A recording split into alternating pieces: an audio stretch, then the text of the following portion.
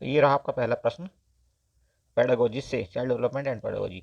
विविध पृष्ठभूमियों के अधिगमकर्ताओं को संबोधित करने हेतु एक अध्यापक को क्या करना चाहिए? तो देखिए ऑप्शन नंबर 4 देखिए, विविध विन्यासों से उदाहरण लेने चाहिए। Draw examples from diverse settings. तो ऑप्शन 4 आपका यहाँ पे राइट हो जाएगा। नेक्स्ट क्वेश्चन देखिए, क्वेश्चन नंबर 2, समस्या समाधान क्षमताओं को किस प्रकार सुसाध्य किया जा सकता है?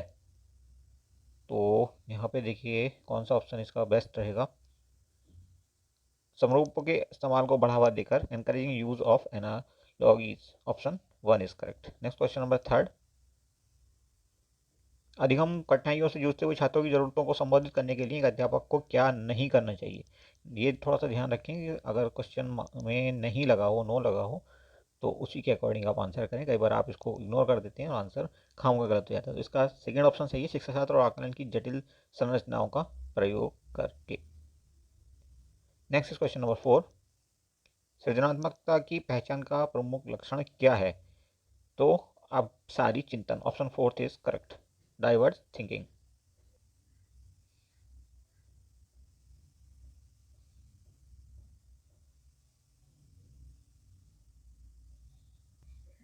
नाउ क्वेश्चन नंबर 5, निम्नलिखित में से अध्यापन अधिगम का सबसे प्रभावशाली माध्यम कौन सा है? तो इसका आंसर होगा ऑप्शन नंबर 4, संकल्पनाओं के बीच संबंध खोजना। नाउ क्वेश्चन नंबर 6, एक अध्यापिका को दिए गए किसी कार्यक्रम में छात्रों की विभिन्न त्रुटियों का विश्लेषण करना चाहिए, क्योंकि क्यों करना चाहिए? क्योंकि त्रुटियों की समझ अध्यापन अधिगम प्रक्रिया के लिए अर्थपूर्ण है। तो ऑप्शन 4 इज करेक्ट। अब चलते हैं क्वेश्चन नंबर 7 पे, अधिगम की अभिप्रेरणा को किस प्रकार कायम रखा जा सकता है? तो देखिए, प्रवीणता एवं अधिमुखी लक्षणों पर जोर देकर। तो ऑप्शन 4 इज करेक्ट। अब आप देखिए क्वेश्चन नंबर 8 क्या कहता है, शर्मिंदगी से एक सवाल आया है। तो शर्मिंदगी का संज्ञान पर नकारात्मक प्रभाव पड़ता है। Shame can have negative impact on cognition. तो option 4 is answer. Question number 9 कहता है, अधिगम का संरचनात्मक विचार यह सुझाव देता है कि ज्ञान की संरचना में बच्चे सक्रिय भूमिका निभाते हैं। पहला ऑप्शन ही आपका राइट हो जाएगा। नेक्स्ट क्वेश्चन देखिए, अधिगम के नियमों से कौन सी धारणा उपयुक्त है? तो योग्यता क्या है? सुधार्य है, एबिलिटी इज इम्प्रूवेबल। तो ऑप्शन कौन सही हो जाएगा? थर्ड। अब चलते हैं प्रश्न संख्या 11 की ओर, निम्न में से कौन सी परिपाटी विद्यार्थियों में संकल्पनात्मक समझ में बढ़ोतरी करने में सहायक है? तो इसका सही आंसर होना चाहिए inquiry and dialogue, option 2 is right. Next question number 12, बच्चों को सीखने में कठिनाई होती है जब, कब होती है बच्चों को सीखने में कठिनाई? जब विषय वस्तु को बहुरूपों में प्रस्तुत किया गया हो। तो option 2 is correct, content is represented through multiple ways, option 2। चलते हैं क्वेश्चन नंबर 13 पे, प्रश्न संख्या 13 भी बहुत अच्छा सवाल है। अधिगम की सर्वोत्तम अवस्था कौन सी होती है? तो संतुलित उत्तेजना जिसमें कोई भी भय ना हो। अगर भय होगा तो फिर अधिगम नहीं हो सकता, लर्निंग नहीं हो सकती। आप डरे हों तो आप कुछ भी नहीं सीख सकते। पहला ऑप्शन ही सही है। 14वां प्रश्न देखिए, बच्चों के विकास की व्यक्तिगत विभिन्नताओं को किस प्रकार प्रतिरूपित किया जा सकता है? तो ऑप्शन 2 यहाँ सही है, आनुवंशिकता एवं पर्यावरण की पारस्परिकता पर, interplay of heredity and environment, option 2 is right.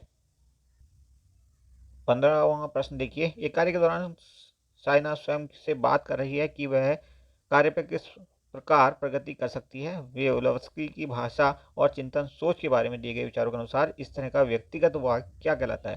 तो वाइगोत्स्की ने जो बात की थी वो बात की थी सेल्फ रेगुलेशन यानी स्वनियमन की। तो ऑप्शन 4 इज करेक्ट।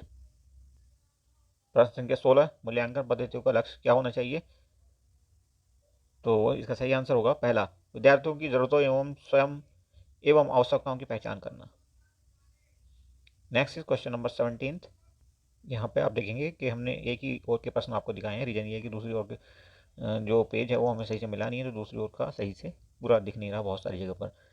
17वां सवाल कहता है, एक गतिविधि के दौरान छात्रों को संघर्ष करते देख एक अध्यापिका बच्चों को संकेत और इशारे जैसे क्या, क्यों, कैसे प्रदान करने का फैसला लेती है। लेव वाइगोस के सिद्धांत के अनुसार अध्यापिका की यह योजना अधिगम के लिए पाड़ या आधारभूत संरचना का काम करेगी। Option 4 is correct.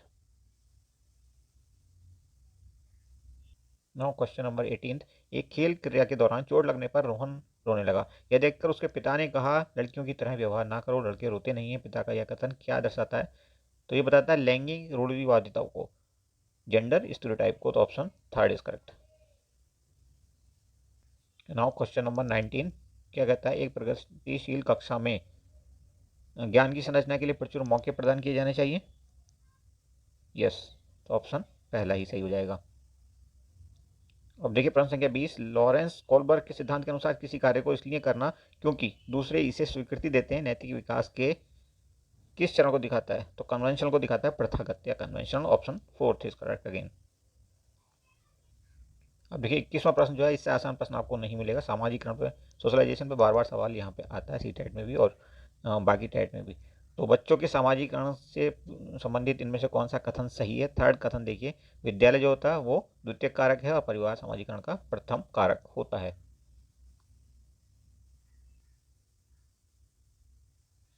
22वां प्रश्न कहता है बहुबुद्धि का सिद्धांत जोर देता है कि, पहला ऑप्शन इसमें सही है, बुद्धिमत्ता की विभिन्न दशाएं हैं। और आपको पता होना चाहिए, इस पर भी सवाल कई बार आ जाता है कि ये बहुबुद्धि सिद्धांत, मल्टीपल इंटेलिजेंस थ्योरी जो दी थी वो किसने दी थी? गार्डनर ने। प्रश्न संख्या 23 देखिए, जीन पियाजे के संज्ञानात्मक विकास के सिद्धांत में पूर्व संक्रियात्मक अवस्था में विकास का मुख्य गुण क्या होता है? तो ये होता है जी आपका विचार और सोच में केंद्रीकरण। ऑप्शन फोर्थ यहाँ पे आपका सही है। अब देखिए यहाँ पे प्री ऑपरेशनल स्टेज की बात हो रही है, तो यहाँ पे कई बार पूछ लिया जाता है कि इसका एज ग्रुप क्या होता है? तो 2 से क्या होता है? 7 वर्ष। 2 से 7 वर्ष, इस पर बहुत बार प्रश्न पूछा जाता है। प्रश्न संख्या 24, विकास के संदर्भ में निम्न में से कौन सा कथन सही है? तो विकास या development is multi dimensional. Option second is correct, विकास बहुआयामी होता है। प्रश्न संख्या 25 देखिए, वाइगोत्स्की का सामाजिक सांस्कृतिक परिप्रेक्ष्य आगामी प्रक्रिया में, अधिगम प्रक्रिया में सांस्कृतिक उपकरणों के महत्व पर जोर देता है। तो ऑप्शन थर्ड इज करेक्ट। प्रश्न संख्या 26, जीन पियाजे अपने संज्ञानात्मक विकास के सिद्धांत में संज्ञानात्मक संरचनाओं को डैश डैश डैश के रूप में वर्णित करते हैं। तो किस रूप में वर्णित करते हैं? स्कीमास या मनोबंध। तो ऑप्शन 2 इज करेक्ट। प्रश्न संख्या 27, समावेशी कक्षा में डैश डैश डैश पर जोर होना चाहिए। तो हर बच्चे के सामर्थ्य को अधिकतम करने के लिए अवसर प्रदान करने पर जोर होना चाहिए। तो ऑप्शन 2 आपका सही हो जाएगा। नेक्स्ट इज क्वेश्चन नंबर 28, दिव्यांगजन अधिकार अधिनियम 2016 के अनुसार इनमें से किस शब्दावली का प्रयोग उपयुक्त है? Which of the following term is appropriate to use? तो आप इस सवाल को बड़ी आसानी से आंसर कर सकते थे। बहुत ही कॉमन सी बात है कि आजकल हम दिव्यांग शब्द का प्रयोग बहुत ज़्यादा करते हैं विकलांग के बदले। तो ऑप्शन पहला ही आपका आंसर बनेगा। नेक्स्ट इज 29 नंबर क्वेश्चन, जन्म से किशोरावस्था तक बच्चों में विकास किस क्रम में होता है? तो चलिए इसे पूरा ले लेते हैं पहले स्क्रीन पे। तो आप देखेंगे पहले संवेदिक, फिर मूर्त और फिर अमूर्त। Option third is correct. पहले सेंसरी, फिर कंक्रीट और फिर एब्स्ट्रैक्ट। क्वेश्चन नंबर 30, एक प्रगतिशील कक्षा में व्यक्तिगत विभिन्नताओं को किस प्रकार देखा जाना चाहिए? तो ये भी बहुत आसान सा सवाल है। प्रगतिशील कक्षा में आप व्यक्तिगत विभिन्नताओं को किस प्रकार देखेंगे? अध्यापन और अधिगम प्रक्रिया की परियोजना के लिए ये महत्वपूर्ण होता है। तो ऑप्शन सेकेंड इज करेक्ट। चलिए ये हमने कर लिए 30 के 30 सवाल और होपफुली काफ़ी एक्सप्लेनेशन के साथ। नेक्स्ट वीडियो में हम देखेंगे बाकी के questions. Thank you for watching once more.